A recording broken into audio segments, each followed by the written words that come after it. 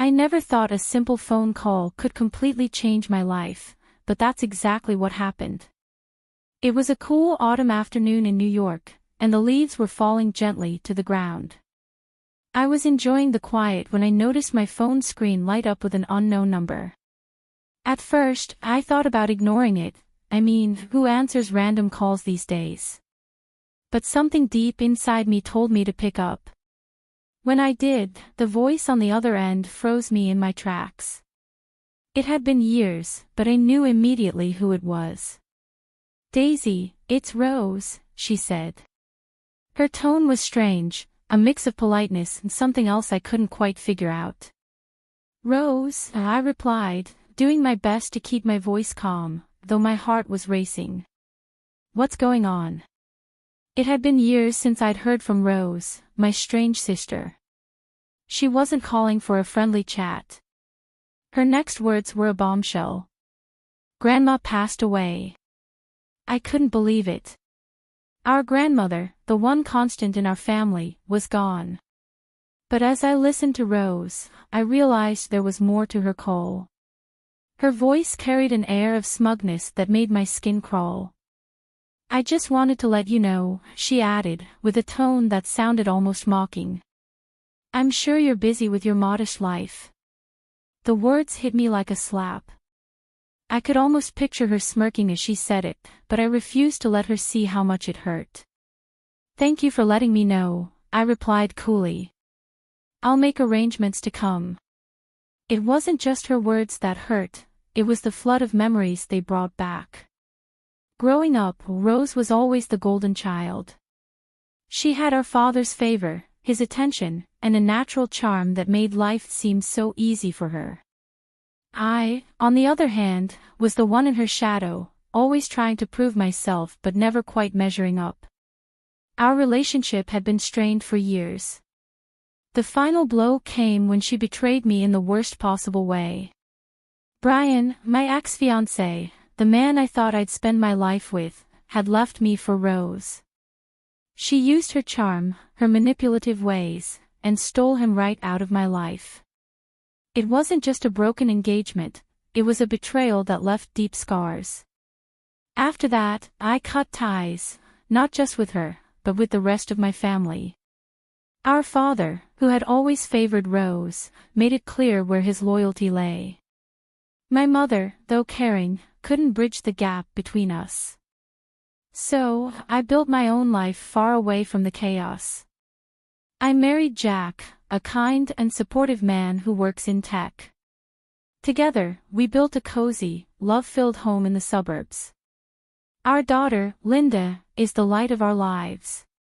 At 5 years old, she's already an artist in the making, sharing her drawings on her popular YouTube channel. While my life may not be flashy, it's rich in love and happiness. But hearing Rose's voice again reminded me of the pain I had worked so hard to leave behind. This phone call wasn't just news about our grandmother, it was the beginning of a storm I wasn't sure I was ready to face. The idea of returning to the family home for our grandmother's funeral made my stomach twist. It had been years since I'd been back, and the memories were a bittersweet mix. Grandma had always been the heart of our family, the one person who believed in me no matter what. Her passing felt like the end of something irreplaceable. And now, with Rose's call, it seemed like I was being pulled back into a world I'd worked hard to escape. Over the next few days, I tried to prepare myself for the trip. Packing my bags wasn't the hardest part, it was the emotional baggage I knew I'd be carrying. Seeing Rose again was something I wasn't looking forward to. Her call hadn't just been to inform me of Grandma's death. I couldn't shake the feeling that there was more to it. With Rose, there always was. The day of the funeral arrived, and soon, I found myself standing in front of the old family home. It looked exactly as I remembered it, and yet, something felt different. The house seemed to hold whispers of the past, of our childhood laughter, arguments, dreams, and disappointments. Stepping inside, I was hit by a wave of emotions. The air was thick with grief, nostalgia, and unspoken tension. The rooms were filled with familiar faces, some wore expressions of sorrow, others had a guarded look, as if they had come not just to mourn but to observe, judge, or scheme. As I moved through the crowd, I saw her, Rose. She stood near a group of people, effortlessly commanding their attention. She hadn't changed. Her charm was still magnetic, and her presence reminded me of the old family dynamics I had tried so hard to escape. I kept my distance at first, unsure of how to approach her or if I even wanted to. But Rose had other plans.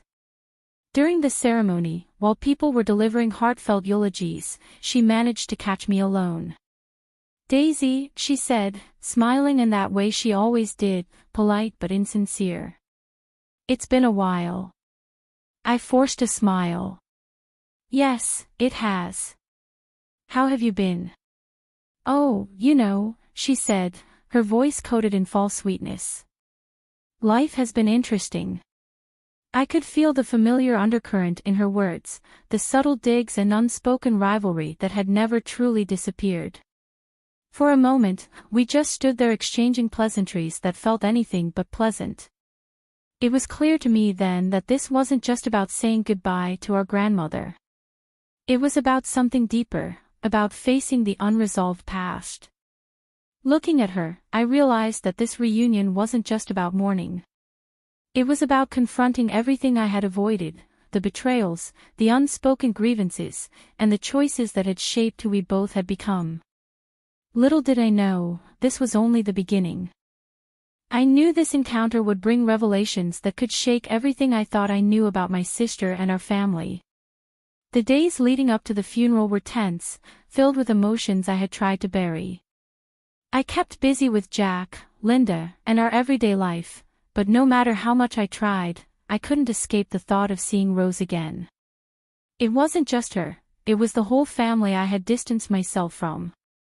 Memories of the past were creeping in, and they weren't all happy ones. When the day of the funeral finally came, the atmosphere was thick with sadness and unresolved feelings. The family home, with its faded charm, was crowded with relatives and old friends. The house seemed alive, as if it were silently watching over us, holding on to the echoes of our childhood, the laughter, the fights, and the secrets we'd hidden within its walls. As I entered the living room, I felt her presence before I saw her. Rose was there, as poised and confident as ever. Her polished appearance only reminded me of the rivalry that had always existed between us. It wasn't long before she made her way over to me, her smile softer this time but still edged with something I couldn't quite trust. "I've been meaning to catch up," she said, her voice friendly but with a hint of curiosity. "It's been a while since we talked."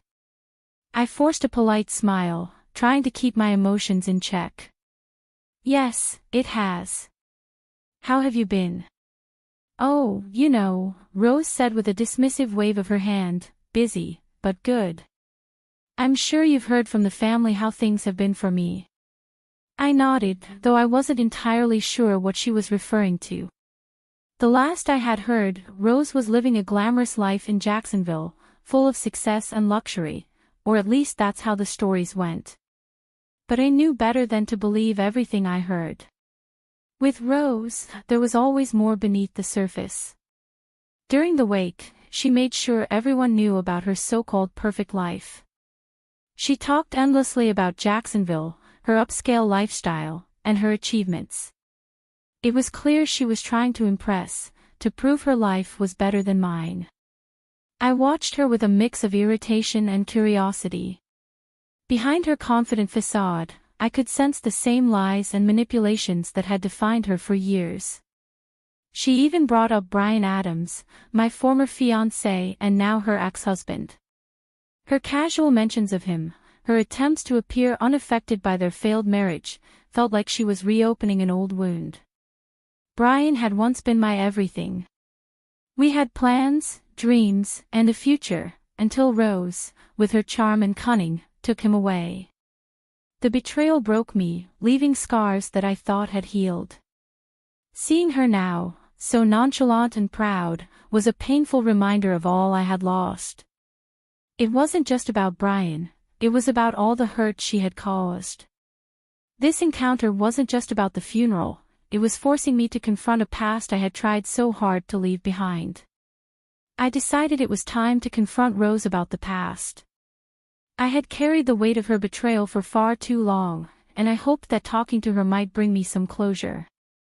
As the crowd at the funeral began to thin out, I spotted her standing near the living room window. Summoning my courage, I approached her. "Rose, can we talk?" I asked, doing my best to keep my voice calm.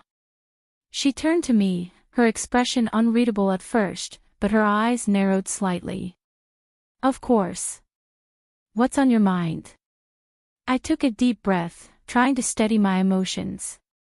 "I need to understand," I began. "Why did you have to take Brian from me? What made you think it was okay to destroy what we had?" For a moment, Rose's cheerful mask dropped, replaced by a colder, more calculating look. "Daisy, it's not about taking anything," she replied, her tone sharp. "Brian and I had our own connection. You just didn't see it." Her words stung, but I wasn't going to back down. "You manipulated him," I said, my voice rising with emotion. "You knew how much I loved him. You knew what he meant to me." She shrugged, her indifference infuriating. "Brian made his own choices. You can't blame me for that. Life doesn't wait for anyone, Daisy. You need to move on." Her dismissive attitude only made my anger grow. "You never understood, did you?" I said, my voice trembling. "It wasn't just about Brian. It was about everything. You always seemed to have everything handed to you, while I was left struggling to prove myself." Her expression hardened, and her voice turned icy. "Don't blame me for your shortcomings," she shot back. "We all have our battles.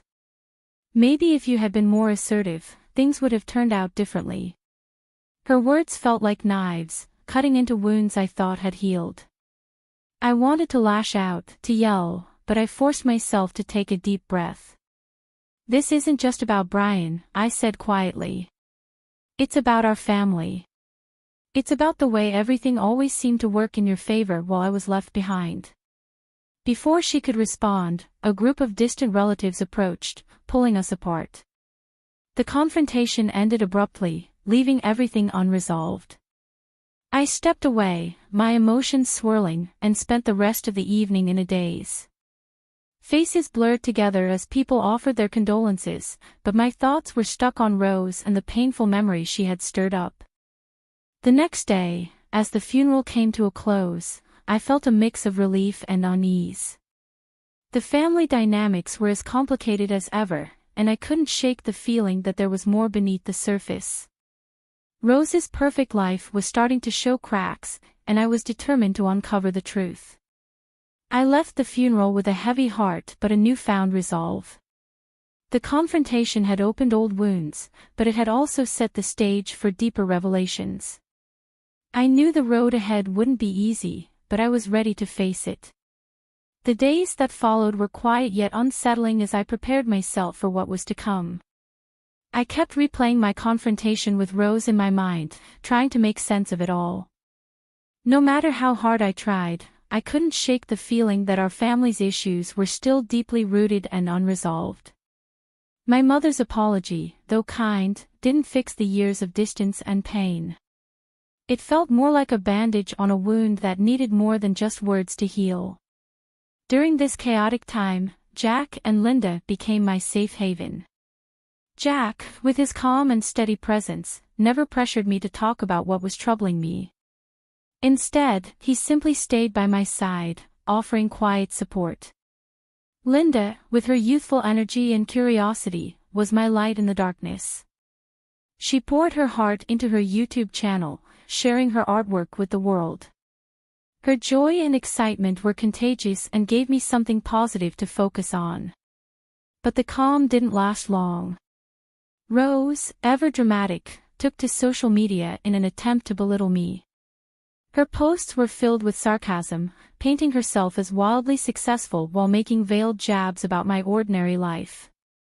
It was frustrating to see her try to make herself look better at my expense, and it hurt to know she was doing this so publicly. That's when Linda's YouTube channel became an unexpected tool in this battle. One evening, after seeing a particularly cruel post from Rose, I had an idea. Linda and I decided to make a video, not to directly confront Rose, but to show the happiness and love in our lives. We created a heartfelt video featuring Linda's art and moments from our family life. While it seemed innocent on the surface, we included subtle references to Rose's lies. It was our way of standing up for ourselves without stooping to her level. The video took off quickly. Viewers flooded the comments, praising Linda's talent and the warmth of our family. It didn't take long for people to connect the dots, and the tide began to turn. Rose's carefully crafted image started to crack. People began pointing out the inconsistencies in her stories, and her social media posts were filled with criticism. The truth about her manipulations was finally coming to light. As the video went viral, Rose's reputation began to fall apart. The backlash on social media was harsh, and people started questioning the persona she had spent years building. Meanwhile, Brian, her ex-husband, was also struggling. The public attention surrounding their failed marriage and his involvement in this drama affected his professional life. He made a critical mistake at work, which led to him losing his job as a software engineer. The pressure of his personal and professional failures pushed him into a downward spiral. For Rose, the strain became too much to handle. Her perfect facade was crumbling, and with it, her sense of control. The fallout from this battle was far from over, and it was clear that the choices we made now would shape the future for everyone involved. Rose filed for divorce, cutting her final ties with Brian. Their son, Charlotte, became an innocent victim of their turmoil. With Rose's unstable situation, Charlotte was placed in a care facility, a far cry from the privileged life Rose had once proudly shown off. The cracks in the family dynamics grew wider, forcing everyone to face the consequences of past actions. Amidst the upheaval, my mother approached me. She had always been more sympathetic toward Rose, but now she stood before me with tears in her eyes and an apology on her lips. "I'm sorry, Daisy," she said, her voice trembling. "For everything. We should have treated you better. I see now how much pain we caused." Her words, though genuine, didn't erase the years of hurt. Still, I appreciated her honesty. It was a step forward, but healing would take time. I decided to keep our relationship polite but distant, focusing instead on what truly mattered, my own family's happiness and peace. With all the drama swirling around us, Jack and I decided we needed a break. We planned a trip to an amusement park for Linda, a day to escape the chaos and reconnect as a family. It turned out to be exactly what we needed. Linda's laughter filled the air as she raced from ride to ride, her joy infectious. Jack and I held hands, enjoying the simple moments that reminded us why our little family was so strong. The outing gave us a chance to step away from the shadows of the past and focus on the present.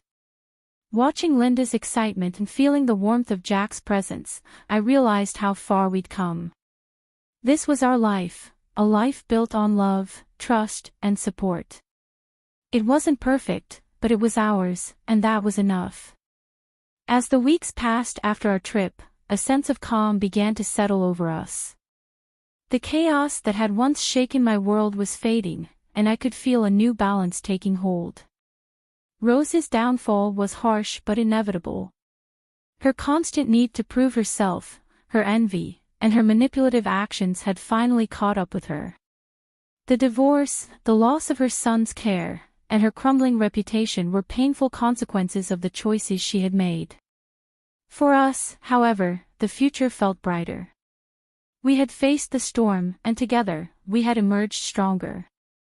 Brian, too, was facing his own struggles. His dismissal from his job left him adrift, struggling to rebuild his life. But for me, these events felt distant, like echoes from a life I no longer lived. My focus had shifted entirely to my family and the contentment we had found together. Through everything, I learned a powerful lesson: the past may shape us, but it doesn't define us. With Rose's influence fading, my family thriving, I felt a renewed sense of hope. Our journey was far from over, but for the first time in a long while, I could look forward to the future with peace in my heart. Jack and I worked hard to strengthen our relationship, leaning on each other for support. Despite the challenges we had faced, our bond only grew stronger. Our daughter Linda was thriving in her creative pursuits. Her YouTube channel continued to be a source of joy and positivity, not just for her but for all of us. Watching her grow, smile, and share her talent with the world reminded me every day of what truly mattered: family, love, and happiness. One day, I received a letter from my mother. In it, she poured out her feelings of regret, apologizing for how things had turned out and asking for forgiveness. Her words felt sincere, and I appreciated her reaching out. But I also knew that healing the rift between us wouldn't happen overnight. I responded with kindness, acknowledging her apology while gently letting her know that rebuilding our relationship would take time and effort from both sides. The experiences we had gone through had changed our family forever. My parents' favoritism toward Rose and the fallout from those decisions had taught me valuable lessons about strength, forgiveness, and resilience. I realized that healing wasn't just about time, it was about understanding and choosing to let go of the anger that weighed me down. In those quiet moments of reflection, I found clarity. The pain of the past had brought Jack, Linda, and me closer together. Our little family had grown stronger, and our appreciation for each other had deepened. Whether it was sharing a laugh during dinner or enjoying a quiet evening together, the small, simple moments became our foundation for happiness. As summer gave way to the crisp days of fall, I felt inspired to create something meaningful. I began planning a community project that would help families work through conflicts and build healthier relationships. Drawing from my own experiences, I wanted to offer support and guidance to others who might be facing similar struggles. This initiative became my way of turning the pain of the past into something positive. Looking back, I could see how far we had come. The tense moments at Grandma's funeral, the shocking revelations, and even the battles on social media had all been part of a journey that shaped who I was. Rose's story served as a cautionary tale, but it also highlighted my own strength and determination to move forward with love and purpose. As I closed that chapter of my life, I felt a deep sense of peace. The road had been hard, but it had also been eye-opening. The future, once clouded by uncertainty, now felt full of hope and promise. With Jack by my side, Linda's laughter lighting up our days, and my community project taking shape, I knew we were building something beautiful. No matter what challenges lay ahead, I was confident in one thing: the strength and unity of our family would see us through anything. The love we shared was our greatest gift, and it would guide us as we embraced the future together.